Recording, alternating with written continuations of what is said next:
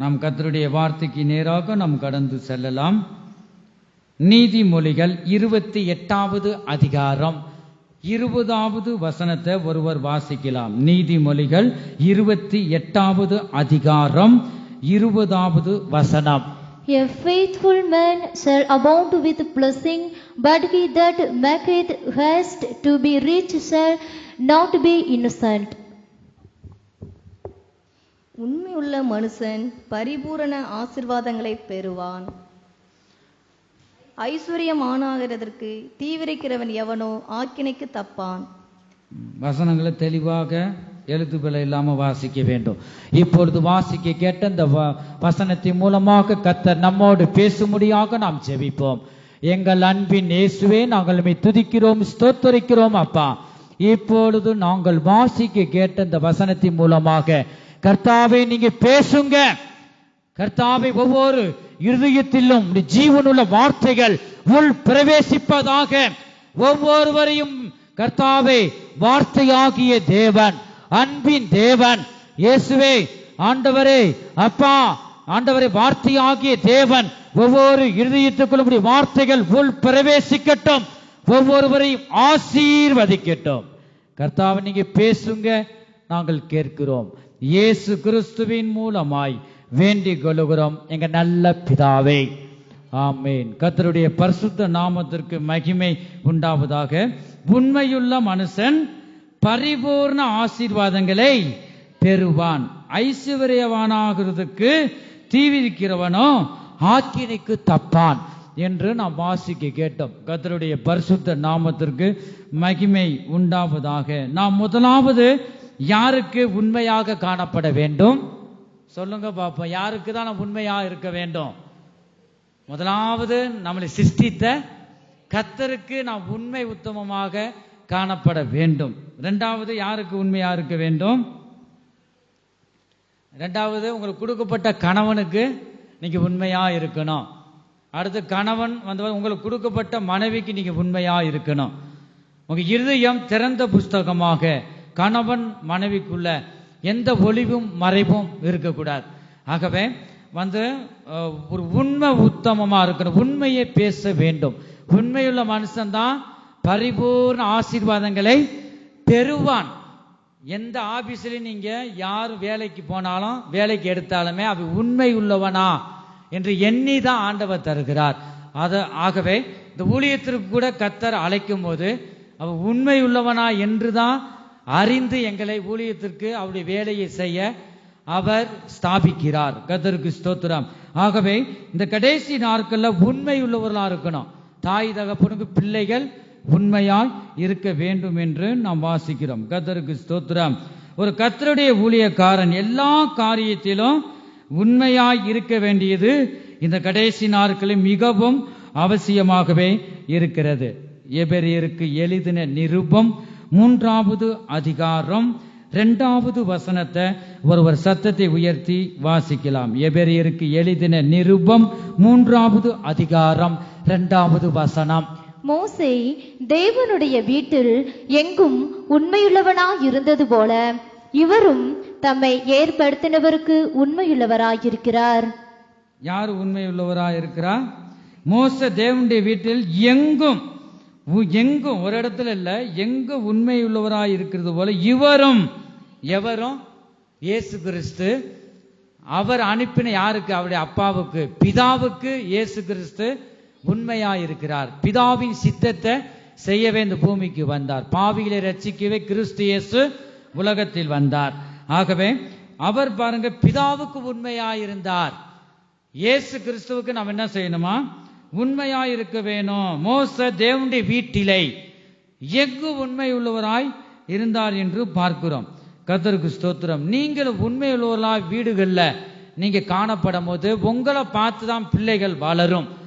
கர்த்தருக்கு ஸ்தோத்திரம். ரட்சிக்கப்பட்ட தேவனுடைய பிள்ளைகள் வந்து கணவனும் மனைவியும் சரி, தாய் தகப்பனும் பிள்ளைகளுக்கு முன்பாக உண்மையாக உத்தமமாக உண்மையை மட்டும் பேச வேணும். பொய் சொன்ன வாய்க்கு என்ன கிடைக்காதான்?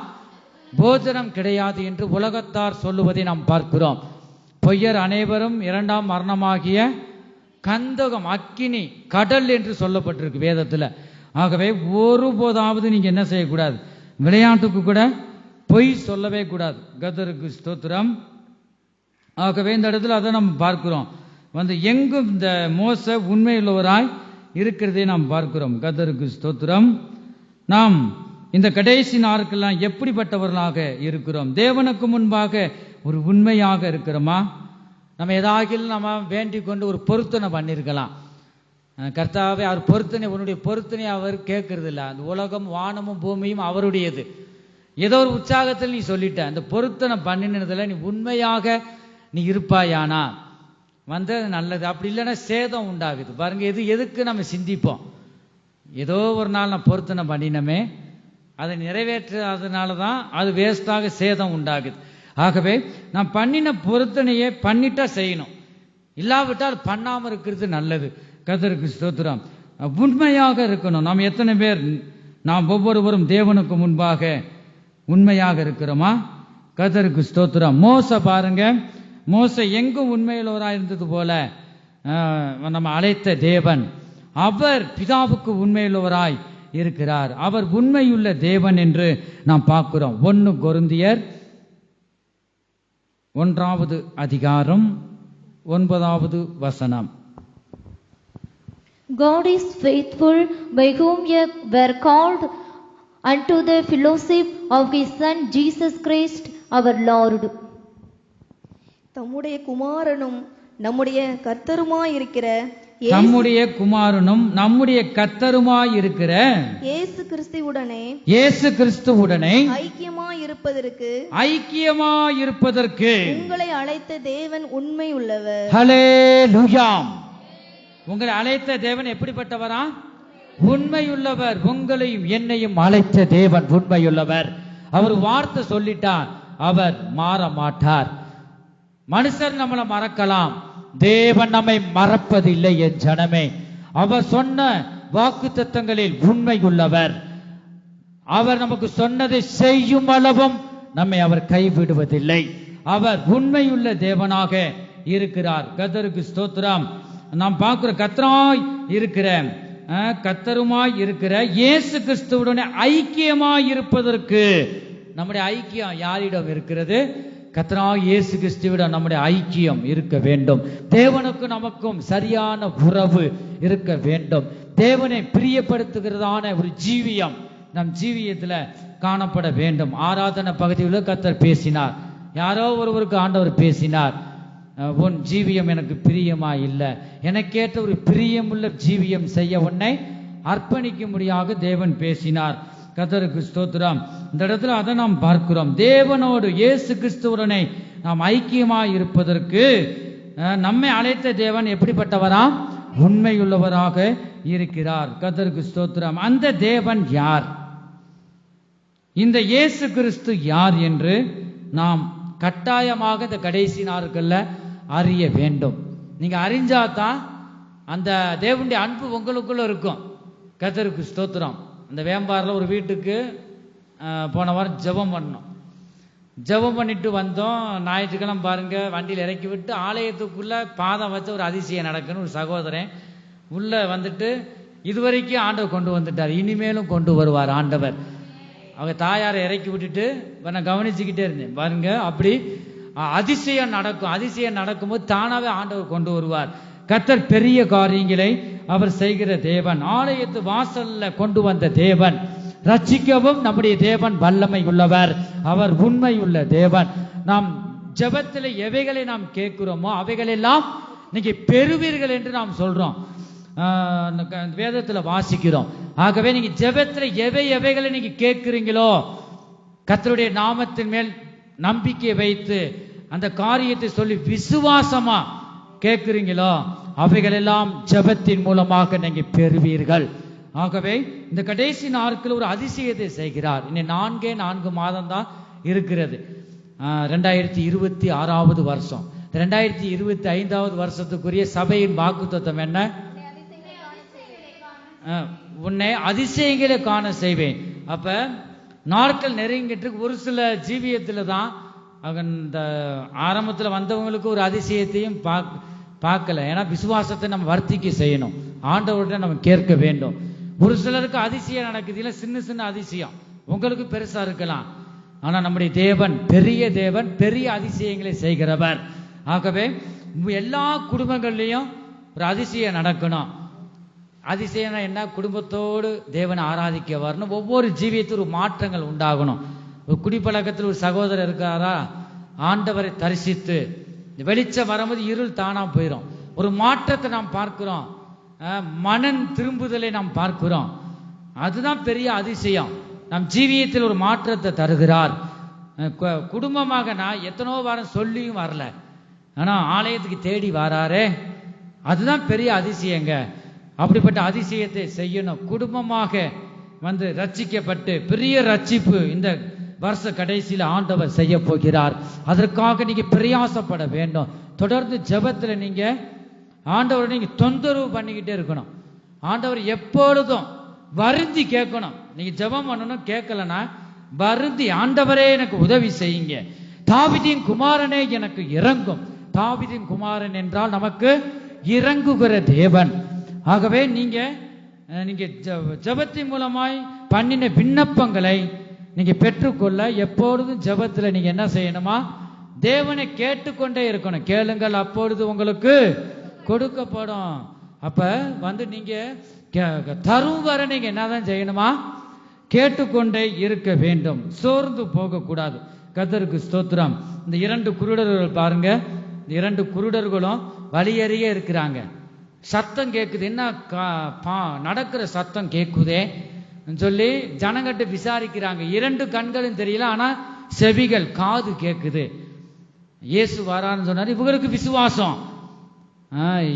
என் எல்லையில வாராரு, என்னை தாண்டி அவர் போயிடக்கூடாது, என் கண்கள் தெரியல, இருளான வாழ்க்கையிலே நான் வாழ்ந்து கொண்டிருக்கிறேன் சொல்லி அவங்க என்ன செஞ்சாங்களாம்? தாவீதின் குமாரனை எனக்கு இறங்கும் என்று கூப்பிட்டார்கள். இந்த ஜனங்க பேசாம அதட்டுறாங்க. இந்த ஜனங்கள் ஒன்றுக்கும் பிரயோஜனம் இல்லாத ஜனங்க. இயேசு கூட தான் வராங்க பாருங்க, இயேசு கூட அதிசயங்களை காங்குறாங்க, மீன் அப்பம் கொடுக்குற நல்லா தின்னு விட்டு என்ன செய்யறாங்க? மற்றவருக்கு உதவி இல்லை, அவனை கண்ணு தெரியல, விடுதலை பெறத்தான எதுவும் காசு கேட்டானே எதுவும் இல்லை, வந்து விடுதலை பெற முடியாது கேட்கிறான். அது பாருங்களேன், வந்து அதட்டுறாங்க. கர்த்தருக்கு ஸ்தோத்திரம். அப்ப வந்து இன்னும் என்ன செஞ்சாங்க? இந்த காதுல வாங்கல, இன்னும் அதிகமாக கூப்பிட்டான், தாவீதின் குமாரனே எனக்கு இறங்கும் அப்பா, இருளான வாழ்க்கையில இருந்து என்னை விடுவியும் என்று வந்து அதிகமாக கூப்பிட்டார்கள் என்று பார்த்தோம். இயேசு வந்தார், 2 கண்களையும் தொட்டார், பார்வை அடைந்தார்கள், இயேசுவுக்கு பின் சென்றார்கள் என்று பார்க்கிறோம். ஆகவே நான் உண்மையாக கூப்பிடணும். இந்த உண்மையுள்ள மனுஷன் பரிபூர்ண ஆசீர்வாதங்களை பெறுவான். ஆகவே இந்த ஜெபத்தில் கூட என்ன செய்யணுமா? நீங்க ஒரு உண்மையோடு நீங்க ஜெபிக்கணும். உண்மையுள்ள ஜெபந்தான் வந்து இந்த பரலோகத்துக்கு எட்டப்படும், வானம் திறக்கப்படும். கர்த்தருக்கு ஸ்தோத்திரம்.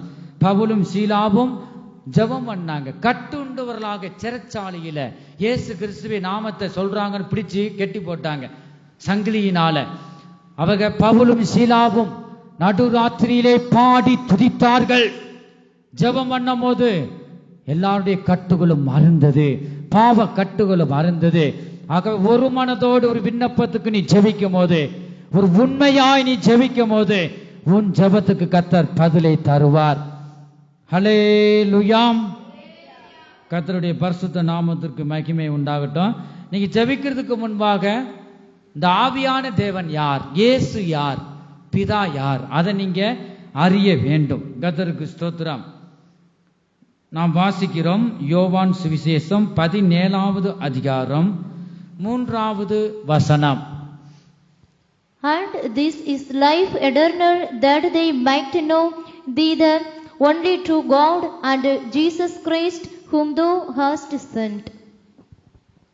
ஒன்றான மெய் தேவனாகிய உம்மையும் நீர் அனுப்பினவராகிய இயேசு கிறிஸ்துவையும் அறிவதே நித்திய ஜீவன். ஹல்லேலூயா. ஒன்றான மெய் தேவனாகிய உம்மையும் நீர் அனுப்பினவராகிய இயேசு கிறிஸ்துவையும் அறிவதே நித்திய ஜீவன் என்று வாசிக்க கேட்டோம். கர்த்தருக்கு ஸ்தோத்திரம்.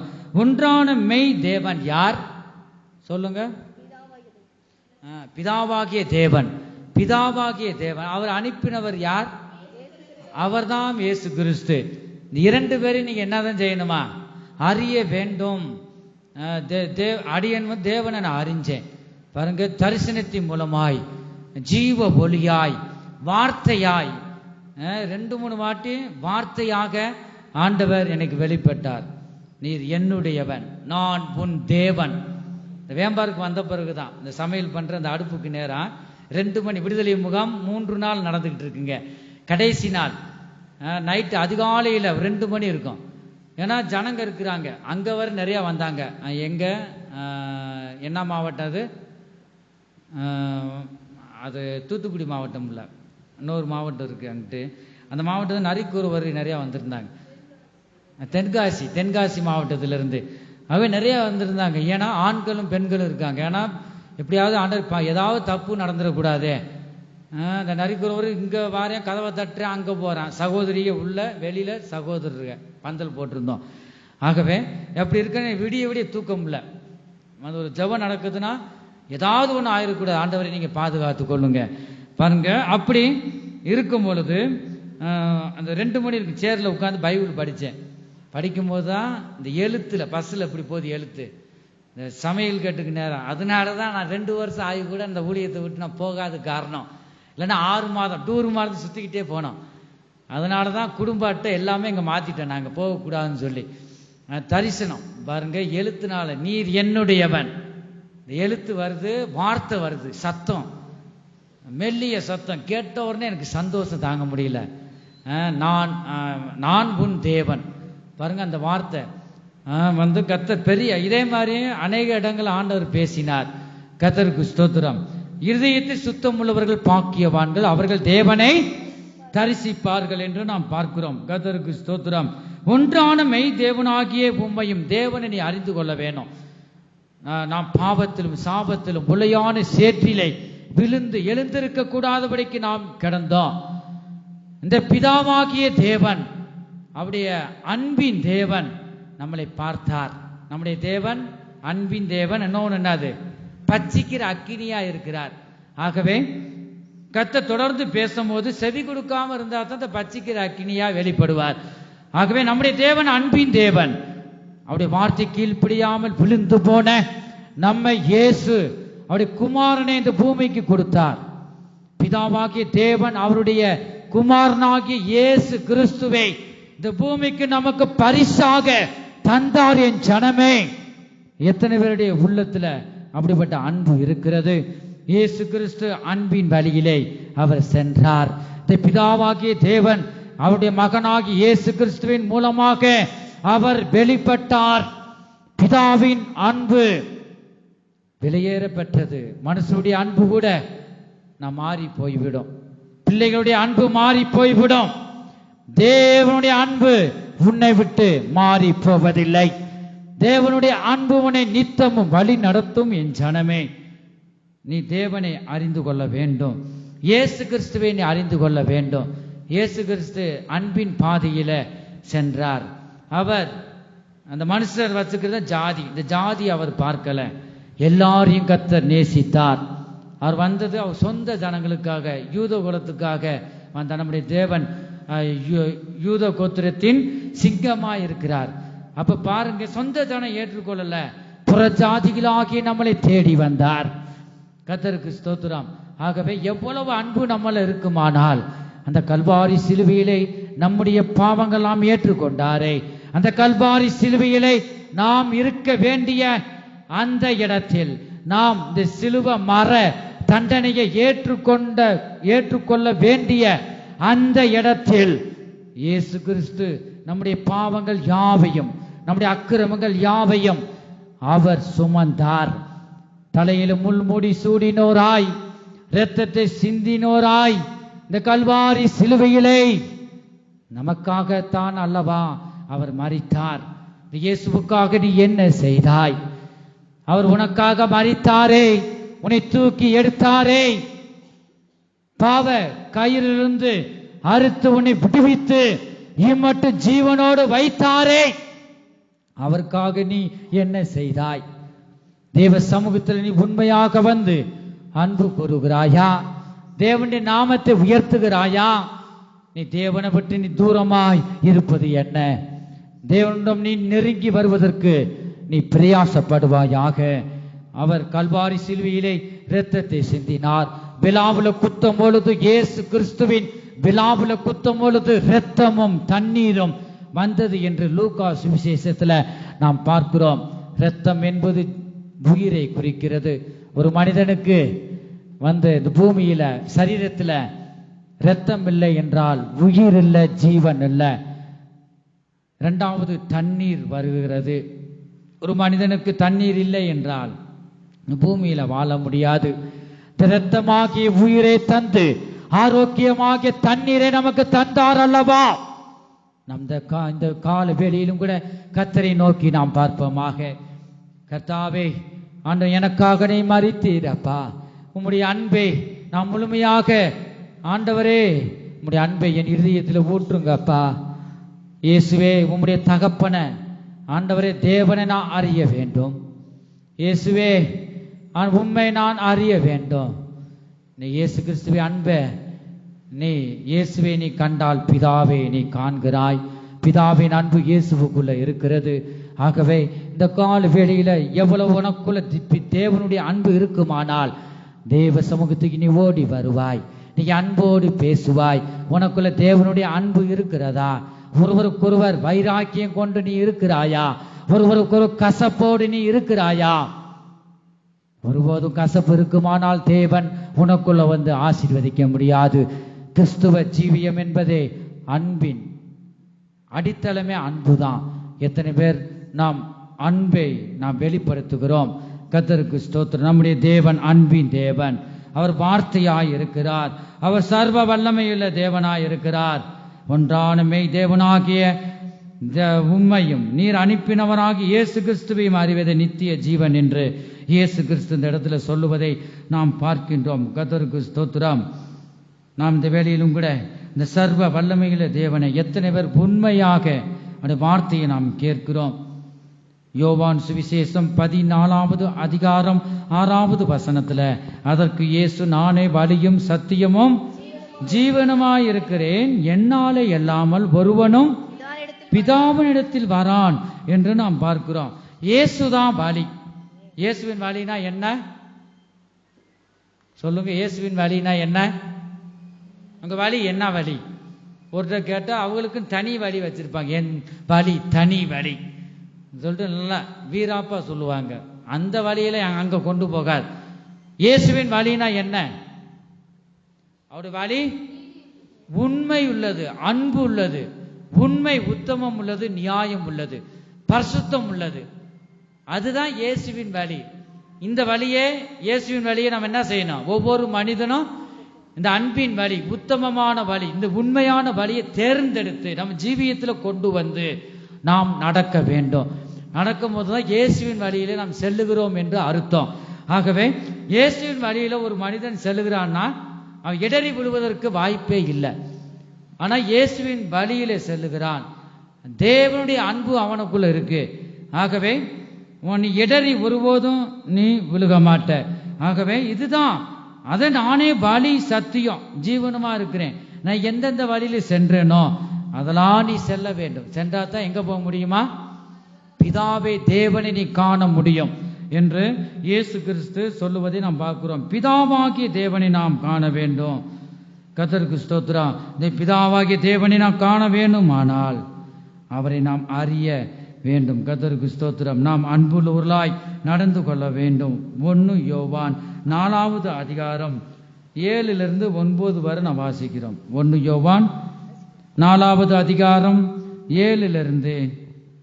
பிரியமானவர்களே, ஒருவரில் ஒருவர் அன்பாயிருக்க கடவோம். பிரியமானவர்களே, ஒருவர் அன்பாயிருக்க கடவோம். தூங்குறவங்க சத்தத்தை உயர்த்தி சொல்லுங்க. நல்லா தூங்குறவங்க ஹல்லேலூயா. ஏதோ ஒரு சத்தம் கேட்குது. விழிப்புள்ளவர்களாக இருக்க வேண்டும். கர்த்தருக்கு ஸ்தோத்திரம். தூக்கம் கர்த்தருடைய வார்த்தை வரும்போது, அப்ப தூங்கும் போது தேவ செய்தியின் மூலமா நீங்க தூங்கும் போது கனநித்திரியின் ஆவி என்று வேதம் சொல்லுகிறது. நீங்க விழிப்புள்ளவர்களாக இருக்க வேண்டும். இந்த இடத்துல நாம் பார்க்கிறோம், பிரியமானவர்களே, ஒருவர் என்ன செய்யணுமா? அன்பாய் இருக்க கடவோம். நீங்க ஒருவர் கணவன் மனைவி, தாய் தகப்பன் பிள்ளைகள், வேற அக்கம் பக்கம் நீங்க தெரிஞ்ச அன்போடு நீங்க பேசுறீங்களா? ஒருவர் அன்பு கூறுகிறீங்களா? அன்பா இருக்கிறேன்னு சொல்றவங்க கைகளை உயர்த்துங்க பார்ப்போம். ஒரே ஒரு ஆத்மா கையை உயர்த்திட்டு டக்குன்னு போட்டுருச்சு பாருங்க, அவங்க உண்மையா இருக்கிறாங்க. கர்த்தருக்கு ஸ்தோத்திரம். ஆகவே நீங்க அன்பு உள்ளவர்களாக இருக்கணும். ஒருவர் நீங்க என்னதான் செய்யணுமா? அன்பா இருக்கணும். நீ இந்த அன்பு இல்லாம நீங்க எவ்வளவுதான் நீங்க முக்கி வெளியே வர்ற மாதிரி ஜெபம் பண்ணாலும் ஆண்டவர் என்ன செய்ய மாட்டார்? இந்த ஜெபத்தை கேட்க மாட்டார். ஆகவே நீங்க அன்பு உள்ளவர்களாக இருக்கவே ஒருவர் நீங்க என்ன செய்யுங்க? வேற எதையுமே இந்த பூமியில எதையுமே நான் கொண்டு போவதுமே இல்லை. நினைச்சு பாருங்க, காலைல எந்திரிச்சு வேலைக்கு போறோம், சாயந்தரம் அடைகிறோம், சாப்பிட்றோம், தூங்குறோம், எந்திரிக்கிறோம், மறுபடியும் வேலைக்கு போறோம். இது மூலமா ஏதாவது நீங்க சாதிச்சீங்களா? ஒண்ணுமே இல்லை. கர்த்தருக்கு ஸ்தோத்திரம். ஆகவே நீங்க அன்பு கூர்ந்து பாருங்களேன். ஒருவர் நீங்க என்ன செய்யணுமா? அன்பு கூற வேணும். இந்த அன்பு தான் பாருங்க, இந்த அன்புல எதையும் நீங்க சாதிக்கலாம். கணவன் ஏதாவது நீங்க பேசிட்டா நீங்க என்ன செய்யணுமா? அன்பு உள்ளவர்களாக இருக்க வேணும், சகிச்சு போகணும், மன்னிக்கிறவர்களாக இருக்க வேணும். கிறிஸ்து பாருங்க நமக்காக மன்னித்தாரே. ஆகவே நீங்களும் ஒருவர் மன்னித்து மன்னிக்க உங்களை உயர்ந்த ஸ்தானத்திலே கர்த்தர் கொண்டு போவார். கர்த்தருக்கு ஸ்தோத்திரம். மன்னிக்கிறவர்களாக நீங்க இருக்க வேணும். ஒருவர் அன்பு கூற வேண்டும் என்று நாம் வாசிக்கிறோம். ஏனெனில் அன்பு தேவனால் உண்டாயிருக்கிறது. அன்பு எதனால உண்டாயிருக்கு? தேவனால. நீங்க ஒருவர் அன்பு கூறலன்னா உங்களுக்குள்ள யார் இருக்கா? பிசாசு உட்கார்ந்து இருக்கான்னு அர்த்தம். ஆகவே நீங்க ஒருவர் அன்பு கூறணும். இந்த பூமியில பலவித அன்பு இருக்கு, தப்பா புரிந்து கொள்ளக்கூடாது. தேவனுடைய அன்பு, நீ அன்பா பேசணும், நீ சகிச்சு போகணும். ஒருவர் தேவனுடைய வார்த்தை, அன்புனா என்ன? தேவனுடைய கற்பனையை கை கொள்வதே அன்பு என்று நாம் பார்க்கிறோம். கர்த்தருக்கு ஸ்தோத்திரம். ஒருவர் அன்பா இருக்கணும். அதை தொடர்ந்து வாசிங்களேன். அன்புள்ள எவனும், அன்பு தேவனால் உண்டாயிருக்கிறது. அன்புள்ள எவனும் தேவனால் பிறந்து அவரை அறிந்திருக்கிறான். அன்பில்லாதவன் தேவனை அறியான். அன்பே இல்லைன்னா தேவனை நீ அறியலன்னு அர்த்தம். அதுதான் இப்ப நீங்க எல்லாருமே தேவனை அறிந்து கொள்ள நீங்க பிரயாசப்பட வேண்டும். தேவனை அறியணும். ஆண்டவரே இப்படி சத்தம் என் செவிகளில் கேட்கட்டும், என் இந்த கண்களினாலுமே தரிசிக்கணும். இருதயத்தை சுத்தம் உள்ளவர்கள் பாக்கியவான்கள், அவர்கள் தேவனை தரிசிப்பார்கள் என்று சொல்லியிருக்கீங்க. இப்படி வார்த்தை உண்மையுள்ளது. நம்ம ஆவி ஆத்மா சரீரத்தில் இருக்கிறத ஒவ்வொன்றும் சீர்படுத்தி ஸ்திரப்படுத்தி, கர்த்தாவே ஆண்டவரே உண்மை தரிசிக்க எனக்கு உதவி செய்யுங்க கேட்டீங்கன்னா நீங்க கர்த்தரை தரிசிப்பீங்க. தேவனை நீங்க பார்க்க முடியும், அவரை நீங்க அறிய முடியும். இந்த இடத்துல பார்க்கிறோம்.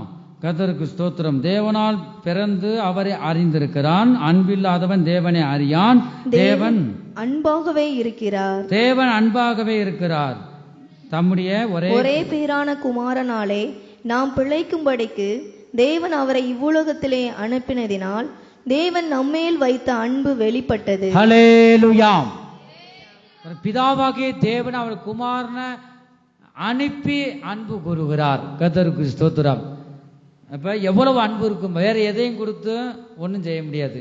அவர் ஒரே குமாரனாகி இயேசு கிறிஸ்துவை கொடுத்து, என்னை பச்சிக்கிற அக்னி தானே எல்லாரும் பார்க்குறீங்க, நான் உனக்குள்ள எவ்வளவு அன்பு வைத்திருக்கிறேன் என்று ஒரே குமாரனை கொடுத்து அந்த அன்பை வெளிப்படுத்தினார் என்று நாம் வாசிக்க கேட்டோம். கர்த்தருக்கு ஸ்தோத்திரம். இந்த கடைசி காலத்தில் வந்திருக்கிறார் நாம். நம்முடைய அன்பு எந்த அளவுக்கு இருக்கிறது? நம்முடைய தேவன் அன்புள்ள தேவனாய் இருக்கிறார், இரக்கத்தின் தேவனாய் இருக்கிறார். என் ஜனமே, அவர் மாறாத தேவன், சமாதானத்தின் தேவன், அவர் சர்வ வல்லமையுள்ள தேவன் என்று நாம் பார்க்கிறோம். அவர் உண்மையுள்ள தேவன். நாம் இயேசுவின் வழியில் செல்லுகிற நாம் தேவன் நமக்கு தந்ததில் உண்மையாய் காணப்படுகிறோமா? நாம் இந்த நேரத்திலும் கூட நாம் ஒவ்வொருவரும் சிந்திப்போமாக.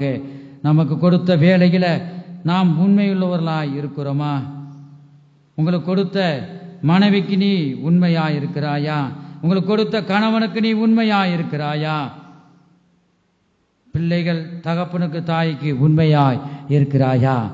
உண்மையுள்ள மனுஷன் மாத்திரமே இயேசு கிறிஸ்துவின் பரிபூர்ண ஆசீர்வாதத்தை பெறுவான் என்று நாம் பார்க்கிறோம். எல்லா வேளையிலும் உண்மையாய் நீ இருக்கிறாயா? கர்த்தருக்கு ஸ்தோத்திரம். நாம் வாசிக்கிறோம் சங்கீத புஸ்தகம் 101வது சங்கீதம் 6வது வசனத்தை சீக்கிரம் எடுத்து வாசிப்போம். தேசத்தில் உண்மையானவர்கள் என்னோட வாசம் பண்ணும்படி, தேசத்தில் உண்மையுள்ளவர்கள் என்னோட வாசம் பண்ணும்படி என் கண்கள் அவர்கள் மேல் நோக்கமாயிருக்கும். நோக்கமாயிருக்கும். உண்மையுள்ளவர்ல தான் ஆண்டவர் நோக்கி பார்க்கிறார். உண்மையுள்ள மனுஷன் தான் பரிபூர்ண ஆசீர்வாதங்களை பெறுவான். உனக்கு சின்ன காரியமா இருக்கலாம். ஒரு சிலர் பாருங்க, கர்த்தருக்கு கொடுக்கறத விட கை வராது. அப்படிதான் காணிக்கை பெட்டியில கூட ஜெபம் முடிஞ்சதும் பார்ப்பேன், அதுல எத்தனை சுருட்டு, அந்த குலுக்கு சீட்டு போடுவாங்க பாத்தீங்களா, குலுக்கி போடுவாங்க, அந்த மாதிரி சுருட்டு எந்த ஆத்துமா தெரியல. நான் ஜெபம் பண்ணேன், ஆண்டவரே அவங்களை ஆசீர்வதிங்கப்பா, தாராளமா கொடுக்க உதவி செய்யுங்க. எல்லாரும் இல்லை, அதுல ஒரு ஆத்மா தொடர்ந்து வருது. அதை நம்ம கண்டுபிடிக்கிறது என்னுடைய வேலை இல்லை, ஆண்டவர் பார்க்கிறார். அது என்ன கஷ்டப்படுதுன்னு தெரியல. ஆனா பணமெல்லாம் நிறைய இருக்கும், அவ கை வடங்கி என்ன செய்ய மாட்டாங்க, கர்த்தருக்கு மனப்பூர்ணமா கொடுக்க மாட்டாங்க, ஒரு உண்மையாக கொடுக்க மாட்டாங்க. மனப்பூர்ணமாய் கொடுக்கிறவனத்தில் தேவன் பிரியமாய் இருக்கிறார். ஆகவே சின்ன காரியம்தான். காணிக்கை பெட்டியில பாருங்க, இயேசு கவனித்திருக்கும் போது 2 காசை போட்டாலே விதவை, அதை மற்றவங்களாம் லட்சக்கணக்க போடுறாங்க. இந்த ஆசீர்வாதம் எனக்கு தான். அவன் நினப்பு கடைசிக்கு என்னாச்சு, ஏதோ சொல்லுவாங்களே, உன் நினப்பு பிளப்ப கெடுக்கும் சொன்னது மாதிரி ஏதோ சொல்லுவாங்க. கர்த்தருக்கு ஸ்தோத்திரம். அதே மாதிரி 2 காசு தான் தனக்கு உண்டானதை போட்டு விட்டால், ஆண்டவர் எனக்கு கணவன் இல்லை, விதவைனா கணவன் இல்லை, ஆண்டவர் நீங்க பார்த்துக்குங்க, எனக்கு யாரும் இல்லை. அதை வச்சுதான் காய் எண்ணெய் அரிசி எல்லாம் வாங்கி சாப்பிடணும். ஜீவனுக்கு உண்டானதை அப்படியே போட்டு விட்டால், ஆண்டவரே நீங்க என்னைய பார்த்துக்குங்க, ஜீவன் இந்த சரீரத்தில் இருக்கிற நாள் முழுவதும் நீங்க பார்த்துக்குங்க. அது அர்த்தம் அதுதான். இயேசுவிடமே தன்னை ஒப்பு கொடுத்தாள் என்று நாம் பார்க்கிறோம். இந்த மனப்பூர்ணமான உள்ள இருக்கணும். கடைசிக்கு பாருங்க, இந்த விதவையை தான் கர்த்தர் ஆசீர்வதித்தார். இந்த மனப்பூர்ணமா, நீ எவ்வளவு பணம் நீ தாரேன்னு முக்கியம் இல்லை, உனக்கு எவ்வளவு வருமானம் இருக்கோ அதுல நீ கரெக்டா கர்த்தருடைய தேவனுடையதை தேவனுக்கு நீ செலுத்தத்தான் வேண்டும். அதுதான் உண்மை. சின்ன சின்ன காரியத்துல ஒவ்வொன்றும் நீ வளர்க்கிற மிருக ஜீவன்ல இருந்தும் சரி, ஒவ்வொன்றும் உண்மையா இருக்கணும். கெடா குட்டி பார்த்தாலும் அது 20,000 ரூபாய்க்கு போகுமே, எப்படியே வாய் தவறி கத்தருக்குன்னு சொல்லிட்டேன், அதை கொடுக்க மனசு இருக்காது பாருங்க. அப்படிப்பட்ட அந்த கல்லான இருதயம், அப்படி அதெல்லாம் மனப்பூர்ணமான உள்ளம் இல்லை, அதெல்லாம் மாற வேண்டும். கர்த்தருக்கு ஸ்தோத்திரம். அது ஒரு சிலருக்கு இருக்கிறதே கர்த்தர் உணர்த்துகிறார். ஆகவே மனப்பூர்ணமான உள்ளம் இருக்கணும், உண்மையா இருக்கணும். அப்படிதான் நாம் பார்க்கிறோம். கர்த்தருக்கு ஸ்தோத்திரம். எத்தனை பேர் நாம் உண்மையுள்ளவர்களாகவே நாம் இருக்கிறோம். தேசத்தில் உண்மையுள்ளவர்கள் என்னோட வாசம் பண்ணும்படி என் கண்கள் அவர்கள் மேல் நோக்கமாய் இருக்கும். உத்தமமான வழியில் நடக்கிறவன் என்னை சேவிப்பான் என்று பார்க்கிறோம். உலக பொருளை பற்றி கூட நாம் உண்மையாய் காணப்பட வேண்டும்.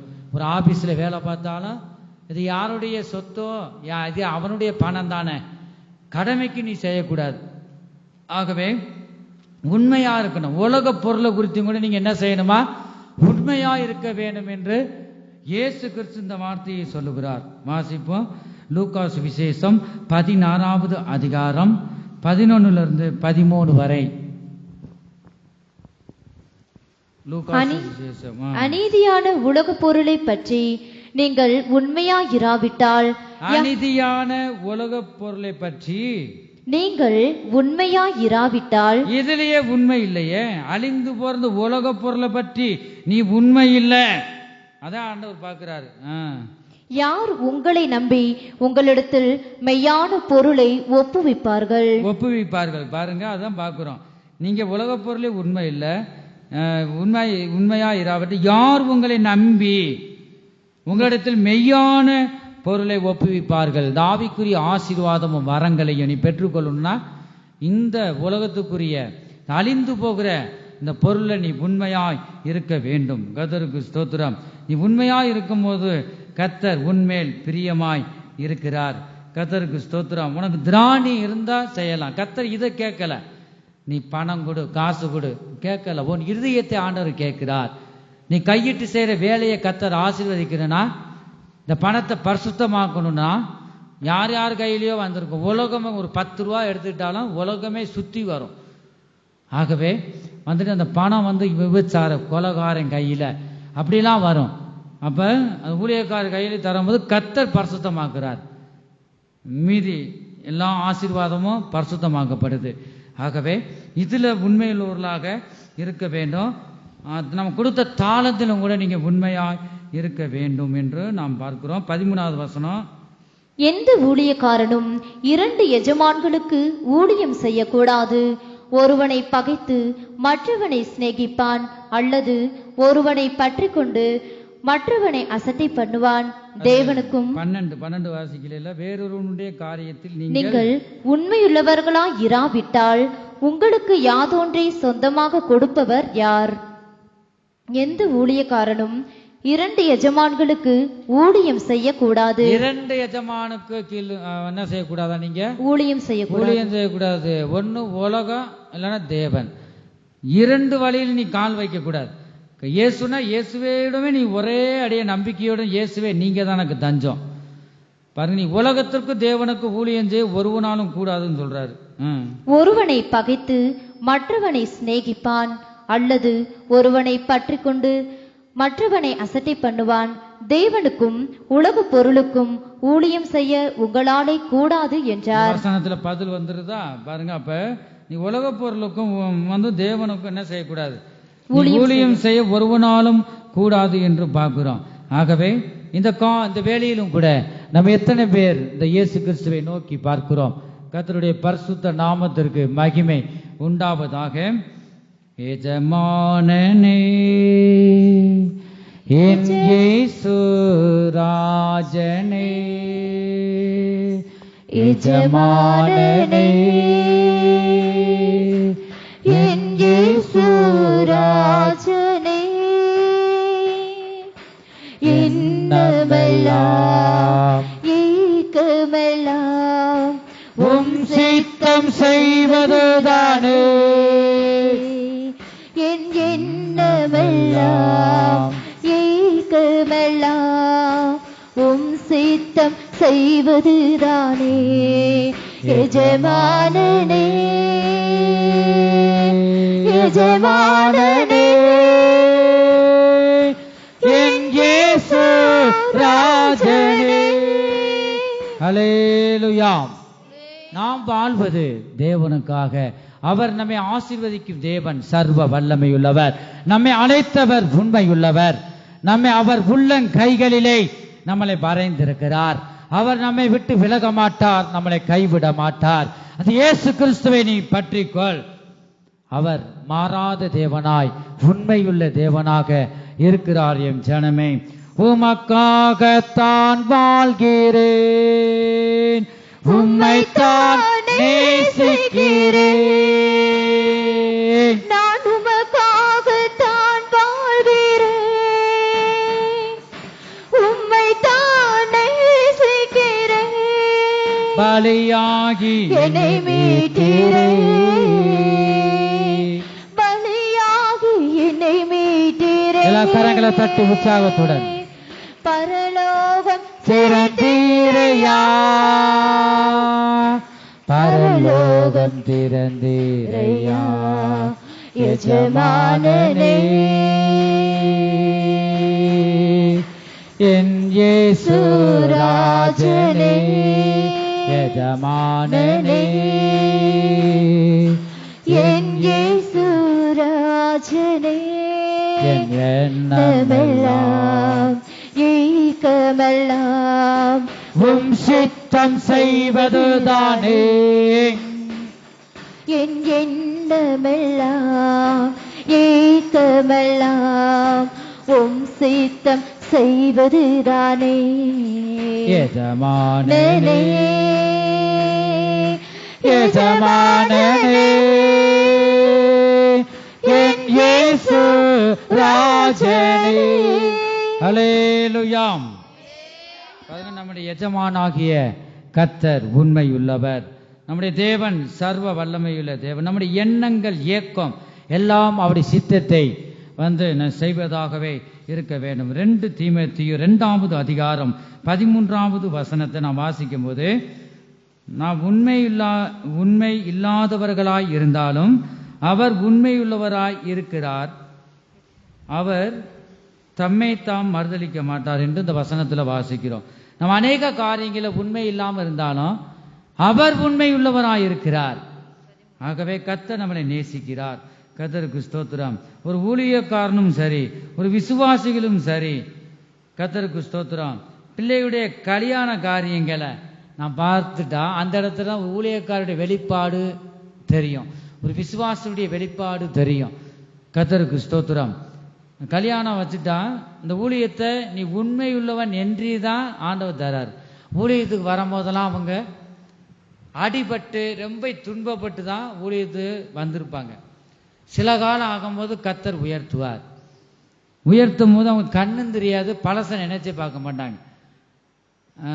மகளுக்கோ மகனுக்கோ கல்யாணம் வச்சுட்டா ஆடம்பரம் எவ்வளவு கோடி, எத்தனோ கோடி நெருக்கி வந்துச்சா, எத்தனோ லட்சம் நான் கேள்விப்பட்டேன்.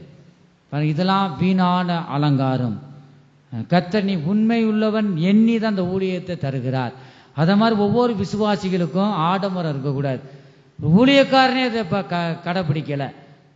அதனால தான் எல்லா ஆவிகளையும் நீங்கள் என்ன செய்யக்கூடாதான், வந்து நம்பக்கூடாது என்று வேதம் சொல்லுகிறது. ஊழியக்காரன் பார்க்க நல்லா இருக்கும், பெரிய பரிசுத்தவான் மாதிரி இருக்கும். ஏதாவது விசேஷம் வச்சுட்டா எத்தனை பேர் வீடு வாசல் இல்லாமல் இருக்கிறாங்க. நிறைய கல்யாணத்தை நான் பார்த்தேன், ஆடம்பரமாக இருக்கிற கல்யாணம், தேவையில்லாத செலவு. இந்த கல்யாணம் கடைசி உருப்படியாகவே ஆகலை. பாருங்க, அநேக கல்யாணத்தை நான் கண்ணால் பார்த்துருக்கிறேன். ஒரு தாழ்மையாக ஒரு பாருங்க தனக்கு சக்தி எவ்வளவோ அதுக்கு தக்க நம்ம ஆடம்பரம். தேவனே பாருங்க தாழ்மையாக வந்த அந்த வானத்தையும் இந்த பூமியும் நம்ம சிருஷ்டித்த இந்த இயேசு கிறிஸ்து பாருங்க, பிதாவாகிய தேவன் அவர் ஒரே குமாரன் தான். இந்த பூமிக்கு பாருங்க ஏழ்மையாக பிறந்தாருங்க, தலை சாய்க்க அவருக்கு இடம் இல்லை. அப்ப இந்த ஊழியக்காரன் பண்ற அட்டுழியம் வந்து தேவனுடைய சித்தத்தின்படி செய்யாத ஊழியக்காரர் என்ன செய்வான், அநேக அடிகள் அடிக்கப்படுவான் என்று நாம் பார்க்கிறோம். சட்டத்தின்படி செய்யாத ஊழியக்காரன். அப்ப இந்த இடத்துல அநேகர் பார்க்க தேவையில்லாத செலவு, ஏகப்பட்ட எத்தனை பேர் பாருங்க திருமணம் காரியத்துல பணமே இல்லாம இருக்கிறாங்க. எவ்வளவு எத்தனை ஒருவேளை உணவு இல்லாம கஷ்டப்படுறாங்க. எத்தனை பேர் கணவனை இழந்து விதவையா வந்து எத்தனோ வீடு வாசல் இல்லாம இருக்காங்க. அவங்களுக்கு உதவி செய்யலாமே. எவ்வளவு ஒரு தைரியம். சில நாளுக்கு முன்பாக நான் போனேன் கல்யாணம். அவனுக்கு கண்ணும் தெரியல, எதுவுமே தெரியல, முன்னாடி உட்கார்ந்துருக்கிறேன். வந்துட்டு வாங்கணும், கனம் பண்ண தெரியல. என்னை கனம் பண்ணுகிறவனை நான் கனம் பண்ணுகிறேன்னு சொல்றாரு. தெரியல, பெரிய பெரிய ஆள் வருது, சோத்திரம் போடுறான். எல்லாம் முடிஞ்சு போனில் வந்து பண்ணி, நீ போனில் பேசினானா இல்லைன்னா பாருங்க, அது பெரிய பணக்கார ஏழை நீ பார்க்குறிய, நீ வந்த நிலைமையை நீ பார்த்தையா? என்ன நிலைமையோடு இந்த ஊழியத்துக்குள்ள வந்த பிறகு ஆண்டவர் என்னை உயர்த்தினாரு, அதை நினைச்சு பார்த்தையா? எவ்வளவு ஒரு வேதனை. கர்த்தருக்கு ஸ்தோத்திரம். கடைசிக்கு இந்த 2-3 கல்யாணத்தை இப்படி பார்த்துருக்கேன். நான் சாப்பிட்றதே கிடையாது, சாப்பிடாம வந்துட்டேன். நீங்கள் என்ன சாப்பிட்டு வாங்க போங்க, ஏதாவது மொய் செஞ்சுட்டு வாங்க சாப்பிட்டு வாங்க, நான் வந்துட்டேன். பாருங்க எவ்வளோ கஷ்டப்படுறாங்க. நீ வர்ற விசுவாசி கொடுக்க தசமம் பாகத்தையும் காணிக்கையும் வந்துட்டு நீ தேவையில்லாமல் செலவழிச்சனா அது என்னதான் உண்டாகுமா? சாபமாக முடியும். கர்த்தருக்கு ஸ்தோத்திரம். நீங்கள் கொடுக்குற தசம பாகமும் காணிக்கையும், தசம பாகம் சொல்கிறதோட முதற் பலன், அது முதற் பலனை கர்த்தருக்கு தாரீங்க. நான் ஸ்தோத்திரம் பண்ணும் போது இந்த பணம் பரிசுத்தமாகிறது, நீங்கள் ஆசீர்வதிக்கப்படுறீங்க. என் கையில் வந்த பிறகு நான் என்னதுக்கு நான் செலவழிக்கிறேன் சொல்லிட்டு பார்த்து பார்த்து செய்யணும். தேவனுக்கு பிரியமில்லாமல் தேவையில்லாமல் செலவு வந்துருச்சுன்னா இது என்னவா முடியுமா? நீங்கள் உங்களுக்கு இருக்கிற சாபங்கள் எல்லாம் பரிசுத்தமாக்கி நீங்கள் நல்லா இருப்பீங்க. உங்களுக்கு இருக்கிற எல்லாம் எதுக்காக நான் ஜோம் பண்ணி வாங்கினோ அத்தனை என்னைய பிடிச்சிரும், என்னைய தொத்திக்கிறோம். அதனால தான் அநேகருடைய பிள்ளைகள் வந்து இந்த தாய் தகப்பன் செய்கிற ஊழியக்காரன் செய்கிற அதெல்லாம் பிள்ளைகளை வந்து துரத்துது, மரணத்தை கொண்டு வருது, இடத்தை எத்தனை வியாதிகளும் பின்பற்றுது. தேவையில்லாத செலவு. கர்த்தருக்கு ஸ்தோத்திரம். ஆனால் நகை போட மாட்டோம், எல்லாமே செயின் பூ வைக்க மாட்டோம், வெள்ளை சேலை தான், வெள்ளை சட்டை தான். ஆனால் நாம் பார்க்குறோம் விசேஷம் வச்சுட்டா தங்க கிளீட்டில் பூர கோபுரம் மாதிரி. ரெண்டாவது என்ன, ரசிக்கப்படாதவன் கல்யாணத்தை கொட்டடிப்பேன், டம்மு டம்மு டம்மு டம்மு பாருங்க. அப்படி அதெல்லாம் என்ன பாருங்க, நம்மளால அதெல்லாம் யோசிக்கணும். நீ தேவனுடைய பிள்ளையா, மனுஷர் பார்க்க முடியாது, நீ ஆடம்பரமா செய்கிற. தேவன் ஒருவர் பார்க்கிறார், உன்னை அழைத்த தேவன் உண்மையுள்ளவர். ஆண்டவர் அநேக திருமண காரியங்கள் ஆண்டவர் துக்கப்படுவதை எனக்கு உணர்த்துவார். இந்த இடத்த ஒரு நிமிஷம் கூட உட்கார இதில் பிள்ளைங்க நல்லா இருக்கட்டும் ஆண்டவரே. இந்த பிள்ளைங்க என்ன செஞ்சிச்சு, இந்த பிள்ளைகளுடைய வாழ்க்கையை நீங்கள் ஆசீர்வதிங்க, திருமண காரியத்தை ஆசீர்வதிங்க. தாய் தகப்பன் செய்கிற ஒரு சில இந்த ஆடம்பரம் பாருங்க பிள்ளைகளை பாதிக்குது. ஆகவே நீ உண்மை உள்ளவன் என்று எண்ணி தான் ஊழியத்தை ஆண்டவர் தரார். அதே மாதிரி உங்களுக்கு 2 பிள்ளைகளோ 4 பிள்ளைகளோ நீங்கள் உண்மை உள்ளவர்கள் எண்ணி தான் பிள்ளைகளை உங்களுக்கு தரார். ஆகவே பிள்ளைகளை வளர்க்கிறது கூட நீங்கள் உண்மையாக இருக்க வேண்டும். கர்த்தருக்கு ஸ்தோத்திரம். நாம் தொடர்ந்து நாம் வாசிக்கிறோம். பவுல் கூட சொல்றாரு பாருங்களேன், 1 கொரிந்தியர் 9வது அதிகாரம் 18வது வசனம். 1 கொரிந்தியர். உற்சாகமா இருக்கிறவங்க சத்தத்தை உயர்த்தி சொல்லுங்க ஹல்லேலூயா. தூங்குறவங்க சத்தத்தை உயர்த்தி சொல்லுங்க ஹல்லேலூயா. விழிப்புள்ளூர்ல இருக்கீங்க, நல்லது. வாசிங்க 1 கொரிந்தியர் 9வது அதிகாரம் 18வது வசனம். இந்த அப்போஸ்தலராகிய பவுல் மாதிரி யாரும் ஜீவிக்க முடியாது. அவரே பாருங்களேன், சுவிசேஷம் அறிவிக்கிறதுக்கு ஒத்த காசு செலவு இல்லாமல் ஸ்தாபிக்கிறேன்னு சொல்றார். நம்மளாம் ஏமாத்திரும், கொஞ்சம் வந்துட்டா போதும் இருக்குன்னு காமிக்கிறது. உனக்கு ஒன்றும் இல்லாமல் பிடுங்கி உண்மையா ஊழியம் பார்க்குறாங்க, அவங்களுக்கு தந்துடுவார். நான் அநேகரை பார்த்துருக்குறேன். இந்த 2 தாளந்து நான் வாசிக்கிறேமே, 1 தாளந்து 2 தாளந்து 5 தாளந்து 5 தாளந்து பாருங்க. இந்த 1 தாளந்து அவன் எதுவுமே செய்யலை, அதை பிடுங்கி 10 தாளந்து உள்ளவனுக்கு கொடுங்கன்னு சொன்னார். ஊழியத்திலும் கூட அதுதான் நம்ம நினைக்கிறோம். நான் உண்மையாக இராவிட்டால் பிடிங்க ஆத்துமாக்களை எல்லாம் என்ன செஞ்சிருவார், இன்னொரு சபைக்கு ஸ்தாபித்து வச்சிருவார். உண்மை அதுதான். கர்த்தருக்கு ஸ்தோத்திரம். நான் உண்மையாக இருக்கிறோமா? ஆண்டவர் ஊழியக்காரனுக்கும் விசுவாசிகளுக்கு தான் இப்போ பேசிக்கிட்டு இருக்கிறார். நான் உண்மையாக இருக்கிறோமா? தேவன் ஒருவர் பார்க்கிறாரே, அவருக்கு பயந்து ஊழியத்தை பார்க்கிறோமா? உண்மையாக விசுவாசிகளுக்கு பாரப்பட்டு பெயர் சொல்லி ஜெபிக்கிறோமா? அநேக ஊழியக்கார கேட்டு பாருங்க, எத்தனோ ஆத்மா வரும், அவங்களுக்கு பெயர் சொல்லி ஜெபிக்கிற அந்த அனுபவமே இல்லை. கர்த்தருக்கு ஸ்தோத்திரம். இந்த அனுபவம் சிபிஎம் சர்ச்சில் இருக்கு. ஆவிக்குரிய சர்ச்சில் பெயர் சொல்லி உங்க பிள்ளைகளுக்காக ஜெபிப்பாங்க. நாங்களும் அனுதினமும் அதிகாலையில் எழுந்து உங்களுக்காக பிள்ளைகளுக்காக ஜெபிக்கிறோம். இந்த பவுல் சொல்றாரு பாருங்களேன், அப்போஸ்தலராகிய பவுலே என்ன சொல்றாரு வாசிங்க. அந்தபடியே சுவிசேஷத்தை அறிவிக்கிறவர்களுக்கு சுவிசேஷத்தினாலே பிழைப்பு உண்டாக வேண்டும் என்று கர்த்தரும் கட்டளையிட்டிருக்கிறார். அப்படி இருந்தும் நான் இவைகளில் ஒன்றையும் அனுபவிக்கவில்லை. இப்படி செலவில்லாமல் ஸ்தாபிக்கிறேன் இருக்கு. 18வது வசனமா வாசிக்கிறேன். ஆதலால் எனக்கு பலன் என்ன? நான் சுவிசேஷத்தை பிரசங்கிக்கையில் அதை பற்றி எனக்கு உண்டாயிருக்கிற அதிகாரத்தை முற்றிலும் செலுத்தாமல் கிறிஸ்துவின் சுவிசேஷத்தை செலவில்லாமல் ஸ்தாபிப்பதே எனக்கு பலன். எப்படியா? செலவில்லாமல். ஒரு நற்செய்தி கூட்டம் வச்சுட்டா வந்துட்டு போஸ்ட் ஒட்டுவாங்க, மூளைக்கு லைட்டு, அப்பா பயங்கரம்ப்பா. பணம் எதுக்கு தராரு சொல்லுங்க பார்ப்போம். வந்துட்டு சபைக்கு வர விசுவாசி கடனில் இருக்கிறவங்களுக்கு அந்த கடனை அடைக்க கர்த்தர் இந்த பணம் உதவணும். ஆகவே வந்துட்டு கஷ்டத்தில் இருக்கிற ஜனங்களுக்கு நீ உதவணும். இந்த பவுல் பாருங்களேன், எத்தனோ கப்பல் கடல்ல இருந்ததான். கோடீஸ்வரன் இந்த சொல்ற படிப்பிலும் சரி எல்லாத்துலேயும் மேலானவர் தான் இந்த பவுல் சொல்றாரு. செலவு இல்லாமல் ஒத்தரவ செலவு இருக்கக்கூடாது. சுவிசேஷம் அதான் சொல், செலவு இல்லாமல் ஸ்தாபிப்பதே எனக்கு பலன். ஆகவே பலன் என்று நாம் பார்க்கிறோம். கர்த்தருக்கு ஸ்தோத்திரம். கடைசி காலத்தில் நம்மிடம் தேவன் உண்மையை எதிர்பார்க்கிறார். ஒவ்வொரு ஊழியக்காரனுக்குள்ளும் சரி, ஒரு விசுவாசிக்குள்ளும் சரி, பிள்ளைகளுக்குள்ளும் உண்மையாக அவருக்கு உண்மையா இருக்கிறோமா? யாருக்கு இல்லையோ இல்லையோ அது 2வது பட்சம். தேவனுக்கு உண்மையா இருக்கிறோமா? அதை தான் ஆண்டவர் பார்க்கிறார். சுவிசேஷம் சொல்றது கூட செலவில்லாமல் ஸ்தாபிக்கிறாரே. நாம் பாருங்க, ஆடம்பர செலவு, எவ்வளவு ஒரு செலவு கர்த்தர் துக்கப்படுகிறார். ரசிக்கப்படாதவன் செஞ்சிட்டாலும் ஒன்றும் இல்லை. நீ எப்படி நீ சொல்லுவ? நகை நட்டு செயின்லாம் போடக்கூடாது உபதேசம் பண்ணுறேன். எங்கே பார்த்தாலும் தங்க கிளிட்டா இருக்கு, போகிறோம் ஒரிஜினல் தங்க மாதிரி இருக்கு. நீ காது மூக்கில் போட்டுக்கிற வேண்டியதானே. அநேகர் நான் செயின் போடக்கூடாது சொல்லுவாங்க. ஆனால் பீரோவில் பூட்டி வச்சுருப்பாங்க கட்டியா, பிஸ்கட்டு மாதிரி கட்டி. அது ஒரு பிரயோஜனம் இல்லையே. ஆண்டவர் பார்க்குறாருல பாருங்க. அது ஒருபோதும் அது போலியான வாழ்க்கை. கர்த்தருக்கு ஸ்தோத்திரம். ஆண்டவர் துக்கப்படுகிற காரியமா இருக்கு.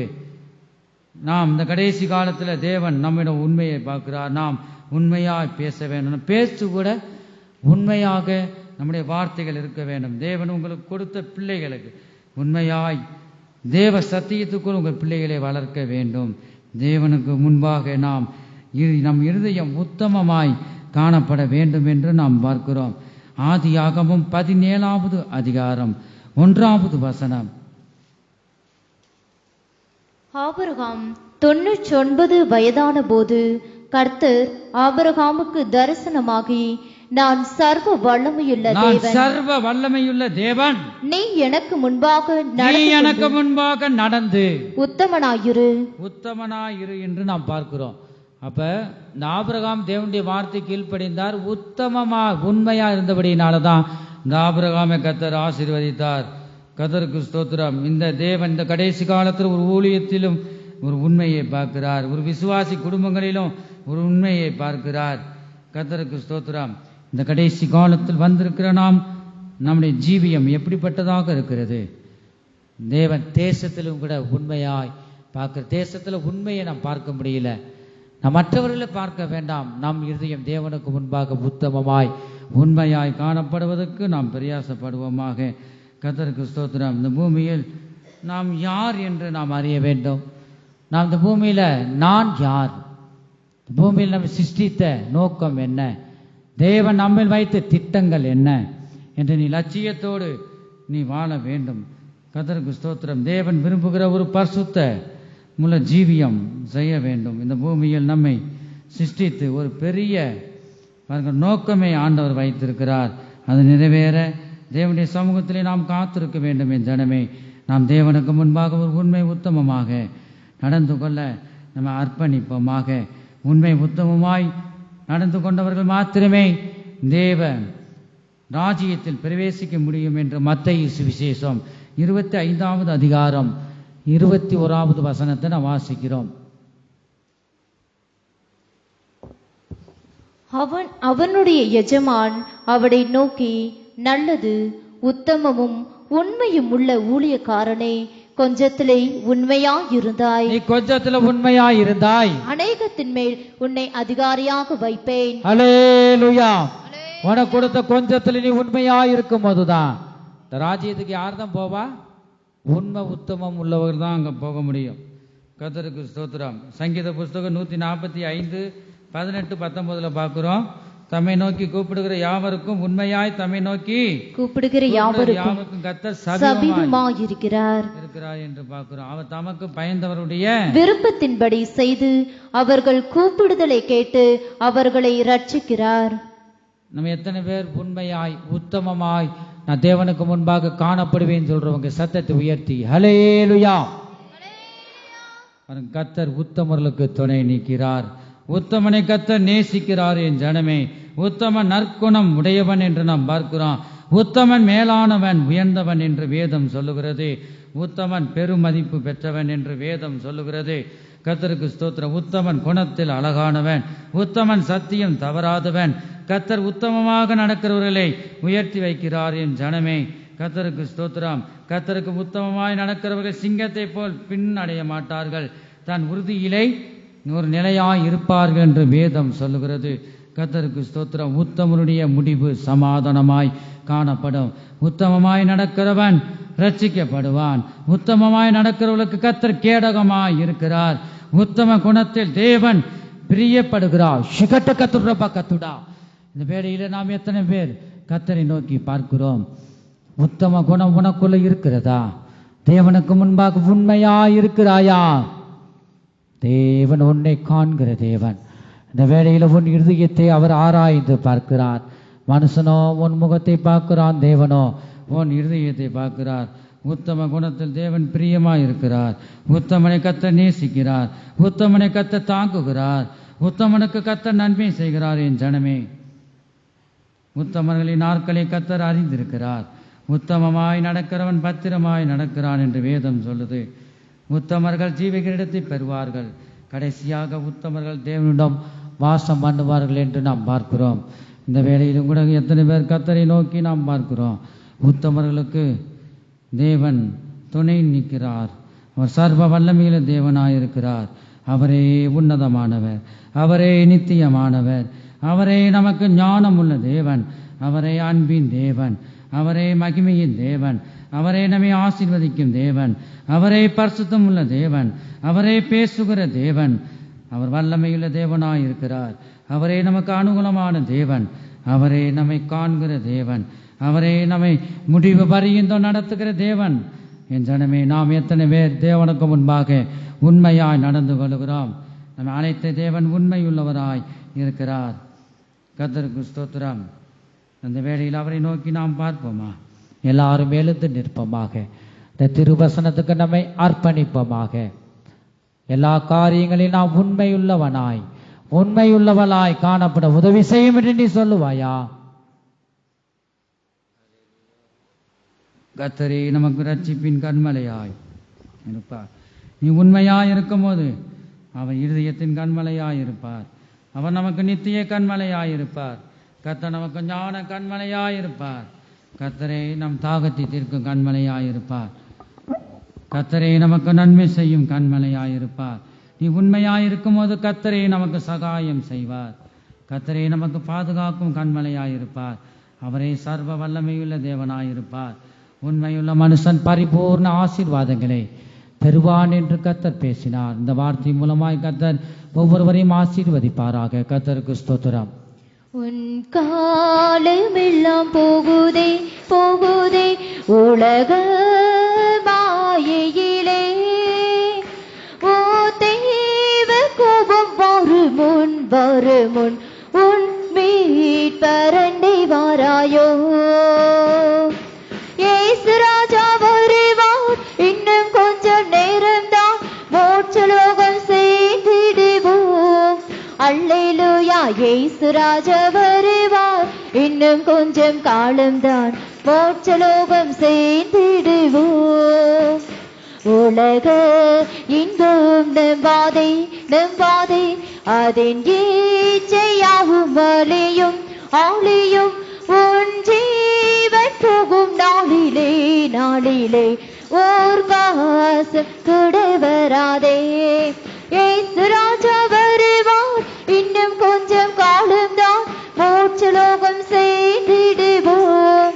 அல்லேலூயா, இயேசு ராஜா வருவார், இன்னும் கொஞ்சம் காலம்தான் மோட்சலோகம் சேர்ந்திடுவோம். தேவன் பின் வெள்ளம் ஓடுதை கல்வாரி மலைதனிலே, உன் பாவம் யாவும் நீங்கி போம் அது ஸ்நானம் செய்வதாலே. இயேசு ராஜா வருவார், இன்னும் கொஞ்சம் காலம்தான் மோட்சலோகம் சேர்ந்திடுவோம். அல்லேலூயா, இயேசு ராஜா வருவார், இன்னும் கொஞ்சம் காலம்தான் மோட்சலோகம் சேர்ந்திடுவோம். பாவி யானு என்னையும் என்னை சரைச்சு கொண்டாரே. ஓ பாவி, நீயும் ஓடிவா தேவா ஆசீர்வாதம் பெறுவாய். இயேசு ராஜா வருவார், இன்னும் கொஞ்சம் காலம்தான் மோட்சலோகம் சேர்ந்திடுவோம். அல்லேலூயா, இயேசு ராஜா வருவார், இன்னும் கொஞ்சம் காலம்தான். எனக்கு முன்பாக நீ உண்மையாக காணப்படுவாயானால் பரிபூர்ண ஆசீர்வாதத்தினால் உன்னை நிரப்புவேன்.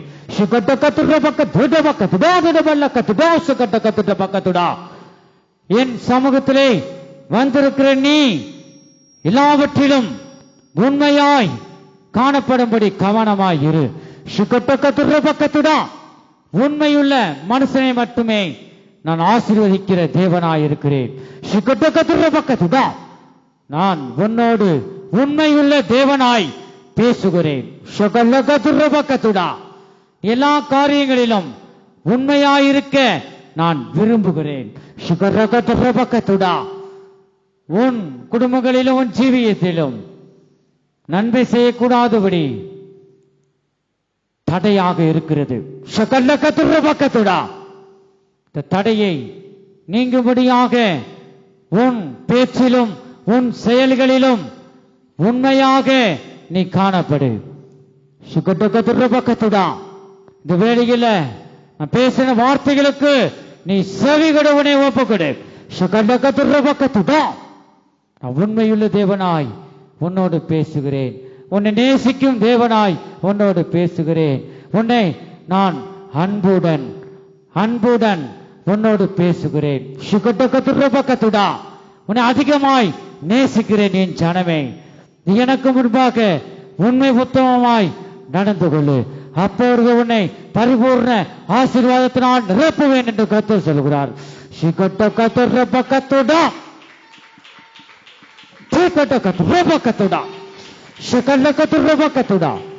கரங்களை தட்டி தட்டி ஆவியானவரை நாம் மகிமைப்படுத்துவோமாக. தேவனுக்கே மகிமை உண்டாவதாக. ஹல்லேலூயா. நாம் ஒவ்வொருவரும் உண்மையாய் காணப்பட நம்ம ஒவ்வொருவரும் தேவனுக்கு அர்ப்பணித்து நாம் கரங்களை தட்டி கர்த்தரை ஸ்தோத்தரிப்போம். ஸ்தோத்திரம் ஸ்தோத்திரம் ஸ்தோத்திரம் ஸ்தோத்திரம். எல்லா துதிகன மகிமையும் பிதா குமாரன் பரிசுத்த ஆவியானவருக்கே கொடுத்து கர்த்தரை ஸ்தோத்தரிப்போம். ஸ்தோத்திரம் ஸ்தோத்திரம் ஸ்தோத்திரம் ஸ்தோத்திரம் ஸ்தோத்திரம் ஸ்தோத்திரம் ஸ்தோத்திரம். எங்கள் அன்பின் இயேசுவே நாங்கள் துதிக்கிறோம் ஸ்தோத்தரிக்கிறோம். அப்பா கர்த்தாவே ஸ்தோத்திரம் ஆண்டவரே. ஆரம்பம் முதல் முடிவு வரை ஒவ்வொரு பகுதியிலும் நீங்க நடத்தி தந்தபடி கிருபைகளுக்காக ஸ்தோத்திரம் கர்த்தாவே. ஸ்தோத்திரம். வந்திருக்கிற ஒவ்வொருவரையும் கர்த்தாவே நீங்க ஆசீர்வதிங்க. இருதயத்தை என்ன வேண்டி கொண்டு வந்தார்களோ இந்த இருதயத்தின் வேண்டுதல்கள் எல்லாவற்றையும் நீங்க அருள் செய்து சமாதானத்துடன் வீட்டுக்கு திரும்பி போக, மன மகிழ்ச்சியுடன் வீட்டுக்கு திரும்பி போக இயேசுவே ஒவ்வொரு இருதயத்தில் நீங்க வந்து ஆளுகை செய்யுங்க. ஒவ்வொருவரையும் ஆசீர்வதிங்க ஆண்டவர். உங்களுடைய வருகை எந்த நேரம் இருந்தாலும் சந்திக்க நீங்க எல்லாரையும் ஆயத்தப்படுத்துங்க. உங்களுடைய எக்கால சத்தம் கேட்கும் போது உண்மை சந்திக்க ஆயத்தப்படுத்துங்க.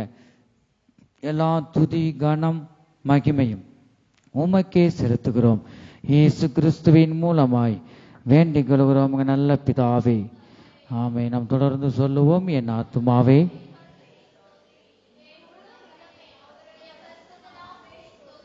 என் ஆத்துமாவை கர்த்தரை ஸ்தோத்திரி.